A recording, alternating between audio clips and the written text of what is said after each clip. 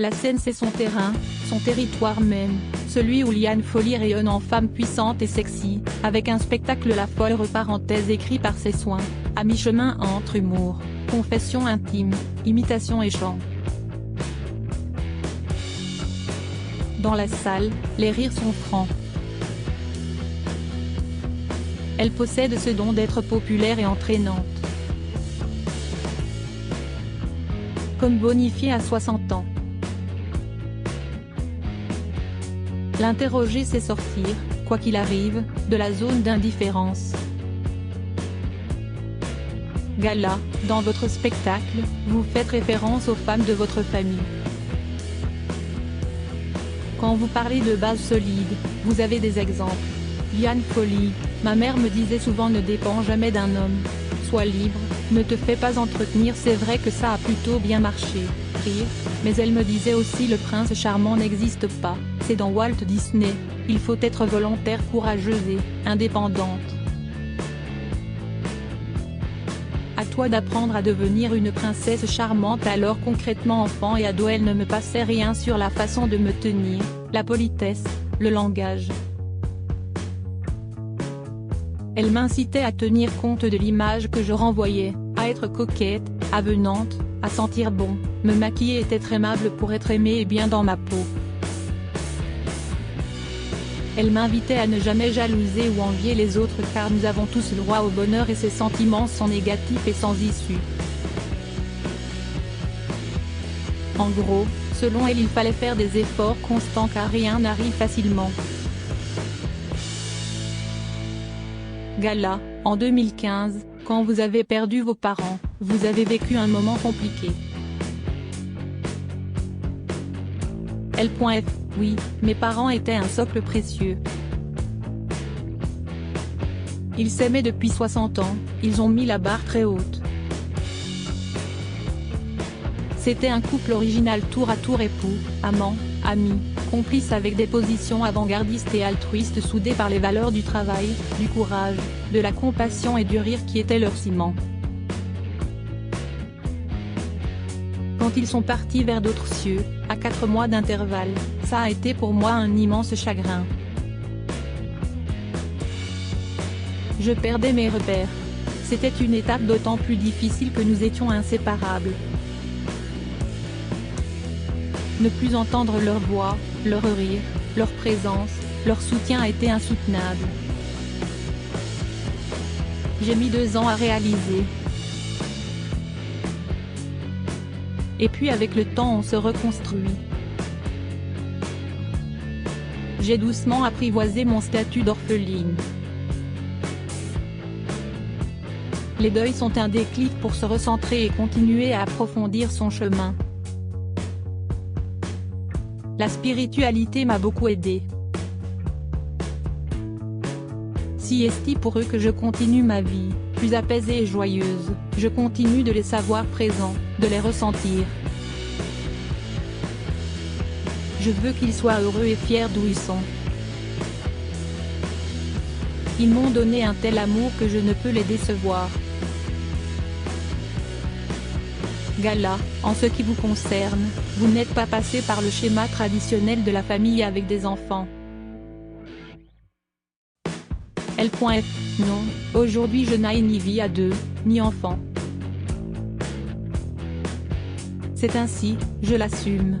Et cela n'empêche pas une vie remplie et épanouie. J'ai eu des rencontres amoureuses assez magiques mais si est du passé puisqu'elles n'ont pas perduré. Je perçois mes souvenirs comme des parfums évaporés. Des instants rangés, oubliés.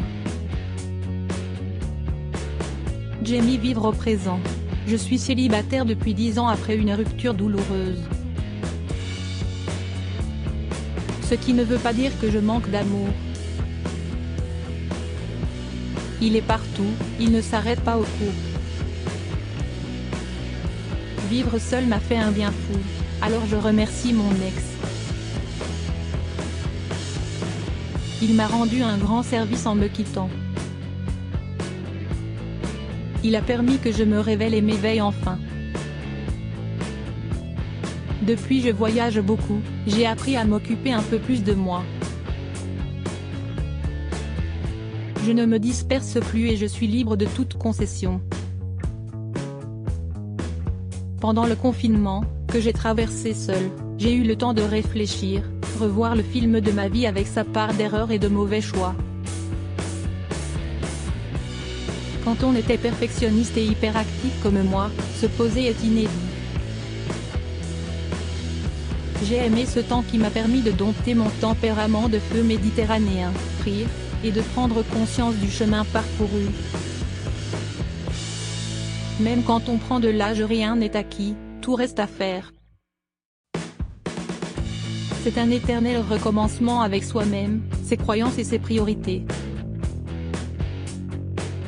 Je crois que je suis devenue plus raisonnable, plus mesurée, moins fougueuse. J'ai freiné la machine infernale que je pouvais être, j'ai découvert la patience, alléluia, le calme, le silence. Je vais à l'essentiel. Je m'entoure de nature, de gratitude, de personnes lumineuses qui m'aident à grandir. Liane Folly, son évolution physique gala, vous plaisez beaucoup, on le constate dans une salle notamment. Vous vous définiriez comme séductrice? Elle. F. Disons que je séduis homme. Et femme d'ailleurs à l'insu de mon propre gré, rire. Si est dû à mon activité artistique mais je ne suis pas moi-même dans la séduction et je ne l'ai jamais été. Je suis plutôt la bonne copine qui arrange tout le monde. J'ai toujours été davantage une sorte de marieuse qu'une ensorceleuse piqueuse de mecs. C'est pour cela que j'entretiens avec mon public féminin une complicité aussi rare que longue. Gala, et si une histoire d'amour se présentait? Elle. F. Si un homme m'est destiné, on se reconnaîtra ici ou ailleurs et pour l'instant je n'ai reconnu personne, rire. Gala, la meilleure relation que vous ayez eue ce jour, vous diriez que si est laquelle? Elle. F. Celle que j'ai avec mon alter ego depuis 28 ans, Laurent Baron, qui est mon manager et producteur mais avant tout mon meilleur ami, ma famille de cœur. C'est Eli Kaku qui nous a présentés au Québec en 1995. Au départ il a été mon compagnon pendant 6 ans puis nos routes amoureuses se sont séparées mais nous avons continué de travailler ensemble car nous nous aimons d'un amour différent, certes, mais indiscutable. Nous avons grandi et évolué ensemble tout en cultivant un respect et une admiration réciproque. En adepte du tout est possible. Sans ce binôme je ne sais pas si j'aurais continué dans ce milieu difficile et hostile dans lequel j'évolue. Surtout à mon âge, lorsque de nombreuses portes se ferment. Il y a une ségrégation étonnante et violente entre jeunisme et délit de faciès que nous subissons malgré nous. Heureusement il y a aussi des gens formidables sur la longueur, comme Laurent Ruquier ou Michel Drucker. Et d'autres plus rares qui ont toujours été présents et fidèles. Gala, vous parlez d'âge et vous n'hésitez pas sur scène à évoquer, entre autres, la ménopause. L.F. Bien sûr, parce que c'est un sujet important pour nous les femmes.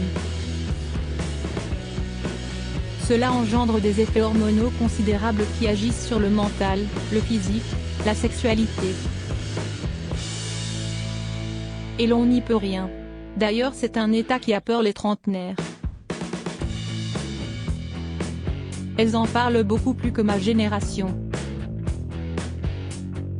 Nous, on n'a rien vu venir. On avait moins d'informations. Internet a tout changé. En un clic, on sait tout sur tout.